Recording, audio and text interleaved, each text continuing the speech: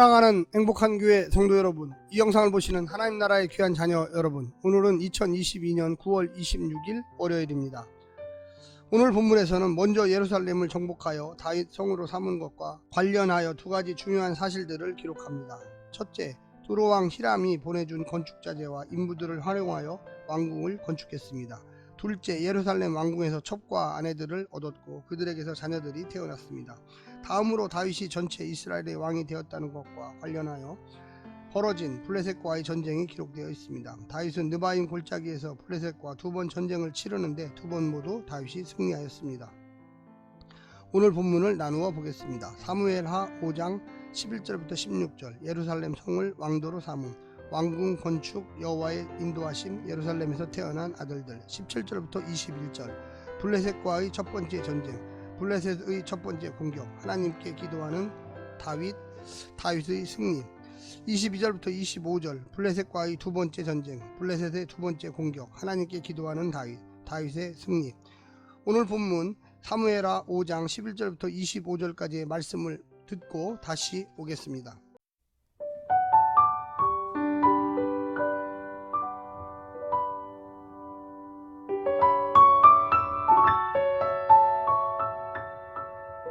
두로 왕 히람이 다윗에게 사저들과 백향목과 목수와 석수를 보내매 그들이 다윗을 위하여 집을 지으니 다윗이 여호와께서 자기를 세우사 이스라엘 왕으로 삼으신 것과 그의 백성 이스라엘을 위하여 그 나라를 높이신 것을 알았더라.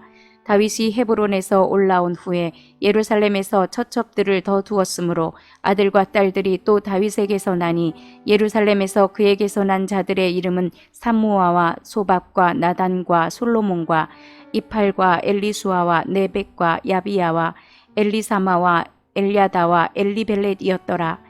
이스라엘이 다윗에게 기름을 부어 이스라엘 왕으로 삼았다 함을 블레셋 사람들이 듣고 블레셋 사람들이 다윗을 찾으러 다 올라오매 다윗이 듣고 요새로 나가니라. 블레셋 사람들이 이미 이르러 르바임 골짜기에 가득한지라.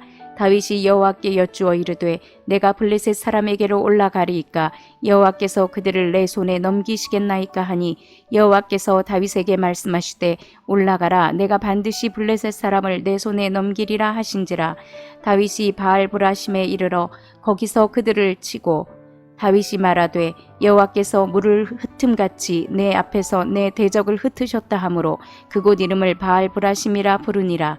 거기서 블레셋 사람들이 그들의 우상을 버렸으므로 다윗과 그의 부하들이 치우니라. 블레셋 사람들이 다시 올라와서 르바임 골짜기에 가득한지라. 다윗이 여호와께 여쭈니 이르시되 올라가지 말고 그들 뒤로 돌아서 뽕나무 숲을 맞은편에서 그들을 기습하되 뽕나무 꼭대기에서 걸음 걷는 소리가 들리거든 곧 공격하라. 그때 여호와가 너보다 앞서 나아가서 블레셋 군대를 치리라 하신지라. 이에 다윗이 여호와의 명령대로 행하여 블레셋 사람을 쳐서 게바에서 게셀까지 이르니라.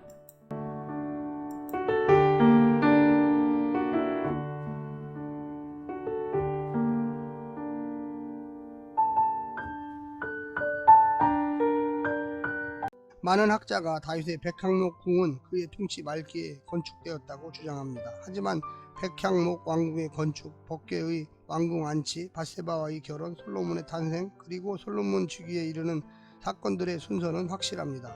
르호보암이 즉위할 때까지 41세였으므로 솔로몬은 즉위할 때 이미 아들을 낳을 정도의 나이였을 것입니다. 또 다윗 언약이 주어질 때 솔로몬은 아직 태어나지 않았습니다. 그렇다면 다윗의 백향목 왕궁은 적어도 다윗의 통치 전반기에 건축되었을 것입니다. 오늘 본문을 세 부분으로 나누어 자세히 설명드리겠습니다. 첫 번째, 히람과 다윗이 아는 하나님의 역사. 히람은 통일 이스라엘의 왕이 된 다윗에게 집을 지어줍니다. 목수와 석수뿐만 아니라 재료도 다 줍니다. 뭘 바라고 그랬을까요? 그는 다윗의 배후에 계신 하나님을 본 것입니다. 다윗도 하나님께서 자신을 이스라엘 왕으로 삼으셨고 자기가 선택한 백성을 위하여 이 나라를 부강하게 하신 것을 알고 있었습니다.